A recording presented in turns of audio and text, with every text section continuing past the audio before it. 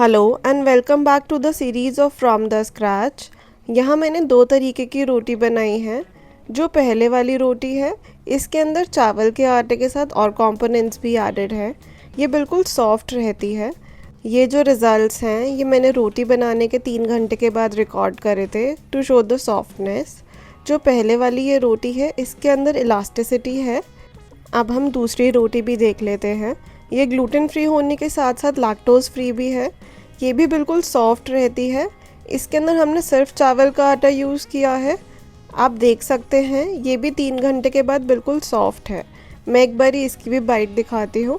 इसके अंदर थोड़ी सी इलास्टिसिटी कम होती है, बट जो इसका अंदर से टेक्सचर होता है वो बिल्कुल परफेक्ट होगा। ये रोटीज़ बिल्कुल जैसे गेहूं के आटे की रोटी होती है, उसी तरीके से पफ होंगी। मैंने रोटीज़ के ऊपर कोई घी भी नहीं लगाया था, ताकि आप इनकी एक्चुअल सॉफ्टनेस देख सकें।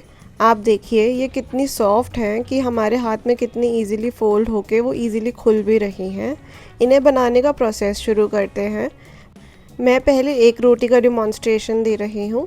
इसे बनाने के लिए सबसे पहले हम एक बोल में चावल का आटा लेंगे। आप देखिए ये कितना बारीक है। यहाँ मैंने इस तरीके की कटोरी में आधा कटोरी चावल का आटा लिया है। अब हम इसके अंदर साबूदाने का आटा ऐड करेंगे। मैंने बाज़ार से साबूदाना लेकर उसे पीस लिया था और हम इसे ही यूज़ करेंगे। इस क्वांटिटी के चावल के आटे में मैं 2 चम्मच साबूदाने का आटा डालूँगी। ये हमारे आटे में इलास्टिसिटी देता है। अब मैं इसके अंदर 1 चम्मच इसबगोल डालूँगी। ये मॉइस्चर को रिटेन करने में हेल्प करेगा। इसबगोल को हम सीलियम हस्क भी बोलते हैं। ये गुड सोर्स ऑफ फाइबर है। साथ ही में मैं इसमें टेस्ट के अकॉर्डिंग नमक ऐड करूँगी। और मैं डो को नीड करने के लिए लस्सी यूज़ कर रही हूँ। आप चाहें तो आप दही भी यूज़ कर सकते हैं। मेरे पास फ्रेश लस्सी प्रिपेयर्ड थी, तो मैं उसी का यूज़ करूँगी। ये रेसिपी हमारी लैक्टोज़ फ्री नहीं है। जो मैं दूसरी रोटी का प्रोसेस डिमॉन्स्ट्रेट करूँगी वो लैक्टोज़ फ्री भी रहेगी। मैं लस्सी को धीरे धीरे करके ऐड करती जाऊँगी। मुझे एक सॉफ्ट डो बनाना है, क्योंकि जो हमने इसबगोल डाला है इसमें वो पानी को एब्जॉर्ब करेगा। और जब हम डो को रेस्टिंग के लिए रखेंगे तो वो एक सॉफ्ट डो से एक स्टिफर डो की तरफ हो जाएगा। अगर हम इसे दही से नीड कर रहे हैं तो भी हमें दही को धीरे धीरे डालना है। यहाँ मेरी अप्रॉक्सीमेटली आधा ग्लास लस्सी यूज़ हो जाएगी। हमें इसके अंदर कोई ऑयल या फिर बटर या घी ऐड करने की ज़रूरत नहीं है नीड करते समय। ये डो हमारे हाथ पे चिपकेगा भी नहीं। हमें इसे ओवर नीड नहीं करना है। सिर्फ तब तक ही नीड करें जब तक हमारा सारा डो जो है वो एक साथ बाइंड हो जाए। इनिशियली हमें लगेगा कि ये बहुत ज़्यादा स्टिकी है, बट जैसे जैसे इसबगोल मॉइस्चर को एब्जॉर्ब करता जाएगा तो वो उतना स्टिकी नहीं रहेगा। Gluten free diet in general low fibre high carb diet होती है, तो कई लोगों में इसकी वजह से कॉन्स्टिपेशन भी हो जाता है। तो इसबगोल ऐड करने के बहुत सारे बेनिफिट्स हैं, जैसे कि वो इस कॉन्स्टिपेशन से भी रिलीफ प्रोवाइड करता है। हमारा डो रेडी हो गया है। आप इसकी कंसिस्टेंसी देख सकते हैं, ये कितना ज़्यादा सॉफ्ट है। बट अभी हमें इसे रेस्टिंग के लिए रखना है। हम इसे कम से कम 30 से 40 मिनट रेस्ट करने देंगे। 30 to 40 मिनट्स रेस्ट कराने के बाद जो इसकी एक्चुअल कंसिस्टेंसी है वो हमें मिल जाएगी, और उसके बाद ही हम इसकी रोटी बनाना शुरू करेंगे। अब हमारे डो को रेस्ट करते हुए 30 मिनट्स हो गए हैं। हम देख लेते हैं उसकी कंसिस्टेंसी में क्या चेंज आया है। पहले हमारा डो बहुत ज़्यादा सॉफ्ट था। अब हम इसकी कंसिस्टेंसी देखेंगे तो ये एक स्टिफर साइड पर आ गई है, यानी कि अभी रोटी बनाने के लिए रेडी है। इस डो का बस यही ड्रॉबैक है कि हमें इसे रेस्टिंग के लिए रखना पड़ता है। रोटी बनाने के लिए एक फ्लैट सरफेस लेंगे, उसको मैं क्लिंग रैप से कवर कर दूंगी ताकि हमारा डो उस पर चिपके ना। आप चाहें तो आप ड्राई फ्लावर डस्ट करके भी बना सकते हैं। डो का एक पोर्शन ले और उसे एक बॉल की शेप दे दें, और उसे फ्लैटन करके हम सरफेस पे रख देंगे और बेलना शुरू करेंगे। हमें जितनी हम गेहूं की रोटी बेलते हैं उतना ही इसे बेलना है। साथ ही में हम अपना तवा भी गर्म होने के लिए रख देंगे। इस रोटी को बेलना बहुत इजी रहता है, क्योंकि इसके अंदर हमने इसबगोल डाला था तो वो एक बाइंडिंग एजेंट का काम करता है।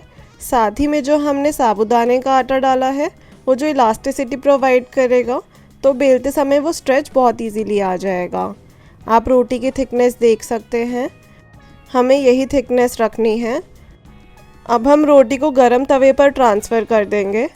एक बार जब एक साइड से रोटी पक जाएगी तो हम इसे फ्लिप करते हुए पका लेंगे। इसके ऊपर वो सुंदर सा ब्राउन कलर आने लग जाएगा जब रोटी पक जाएगी। इसे आराम से फ्लिप करते जाएं और थोड़ा सा प्रेस करते हुए पका लें। ये रोटी रैप या रोल्स बनाने के लिए परफेक्ट रहती है। आप देख सकते हैं हमारी रोटी पर दोनों तरफ से कितना अच्छा ब्राउन कलर आया है। मैं रोटी के फाइनल रिजल्ट्स 3 घंटे बाद के दिखाऊंगी। मैंने इस पर कोई घी भी नहीं लगाया। अब हम दूसरी रोटी बनाना शुरू करते हैं। ये ग्लूटेन फ्री होने के साथ साथ लैक्टोज फ्री भी है। इसके लिए सबसे पहले हम आधा बोल चावल का आटा ले लेंगे। ये बिल्कुल बारीक आटा है। हम सेम क्वांटिटी पानी लेंगे। एक पैन को गर्म होने रख दें। फ्लेम को मीडियम रखिएगा। पानी में टेस्ट के अकॉर्डिंग नमक ऐड कर लें। आप चाहे तो आप इसे स्किप भी कर सकते हैं। जब एक बार पानी अच्छे से गर्म हो जाए, हम इसमें पानी की जितनी सेम क्वांटिटी चावल का आटा ऐड कर देंगे। 3 से 4 सेकंड के लिए हम इसे मिक्स करेंगे और फिर हम फ्लेम को ऑफ़ करके इसे एक बार अच्छे से मिक्स कर लेंगे। ध्यान रहे इस स्टेज पर हमें फ्लेम ऑफ रखनी है। एक बार जब ये पूरा अच्छे से मिक्स हो जाए कि चावल का आटा पानी में कोट हो जाए, हम इसे कवर करके 4 से 5 मिनट ठंडा होने के लिए रख देंगे। एक लिड से कवर कर देंगे और इसे रेस्ट करने छोड़ देंगे। हमारे डो को रेस्ट करते हुए 4 से 5 मिनट हो चुके हैं और अब ये हैंडल करना भी इजी है। हम सारे डो को इकट्ठा बाइंड कर लेंगे। ये रोटी ग्लूटेन फ्री होने के साथ साथ लैक्टोज फ्री भी है, क्योंकि हमने इसको सिर्फ पानी से नीट किया है और हमें इसे रेस्टिंग के लिए भी नहीं रखना। बट इसके अंदर कोई इसबगोल और साबूदाना नहीं है बाइंडिंग के लिए, तो इसे हमें गर्म ही नीट करके उसी टाइम ही इसकी रोटी बनानी होती है। जब सारा डो इकट्ठा बाइंड हो जाए, आप इसकी कंसिस्टेंसी देख सकते हैं। ये कितना सॉफ्ट है। हम इसकी रोटी बनाना शुरू करते हैं। आप चाहें तो आप इस तरीके से रागी या ज्वार की रोटी भी बना सकते हैं। एक फ्लैट सरफेस लेंगे और डो का एक पोर्शन लेंगे जिस साइज़ की हमें रोटी चाहिए। फ्लैट सरफेस पे थोड़ा सा सूखा आटा डस्ट कर लें और मीनवाइल जो हमारा डो है उसको हम कवर कर देंगे ताकि वो ड्राई ना हो जाए। हमने इस डो में भी कोई ऑयल ऐड नहीं किया है। इसे हल्के हाथ से नॉर्मल रोटी जितना बेल लें, क्योंकि अभी हमारा डो थोड़ा वार्म ही था तो इसे मोल्ड करना ईजी रहता है। अब हम इसे गरम तवे पर ट्रांसफ़र कर देंगे। आप रोटी की थिकनेस देख सकते हैं हमने कितनी रखी है। तवा हमने पहले ही गर्म होने के लिए रख दिया था। ये रोटी जैसे गेहूं के आटे की रोटी फूलती है उस तरीके से फूलेगी। कपड़े से हल्का सा प्रेस करते जाएं और आप देखेंगे वो कितनी सुंदर तरीके से फूलनी शुरू हो गई है।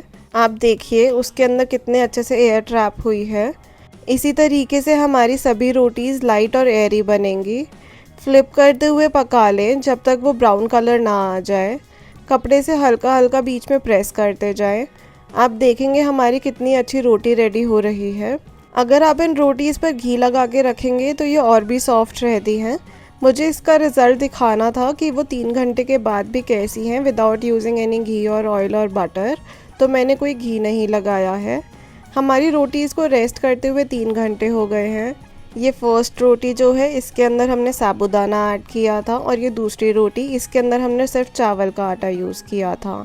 अब मैं आपको आफ्टर 3 आवर्स पहली रोटी के रिज़ल्ट्स दिखाती हूँ, जिसके प्रोसेस का वीडियो ऊपर मैंने लगाया है। आप देखिए ये अभी भी कितनी सॉफ्ट है। इसके अंदर वो स्ट्रेच है और वो बाइट है। इसके अंदर इलास्टिसिटी है जो कि साबूदाने के आटे से आई है।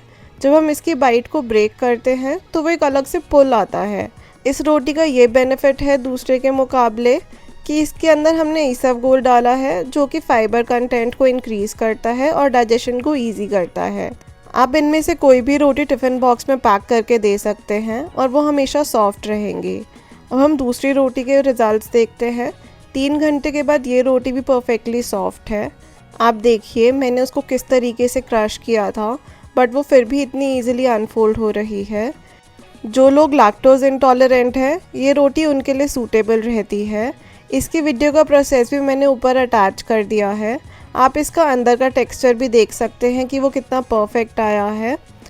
इस रोटी का ये बेनिफिट है कि हमें इसके डो को रेस्टिंग के लिए नहीं रखना पड़ता, अनलाइक द फर्स्ट वन। रोटी के रोल्स बनाना भी बहुत ईजी रहता है। आप रैप्स बना के भी दे सकते हैं। दोनों ही रोटी बनाने के मेथड्स के अपने ही एडवांटेजेस और ड्रॉबैक्स हैं, so you can choose what benefits you. If you found this informative, do like and share and subscribe for more.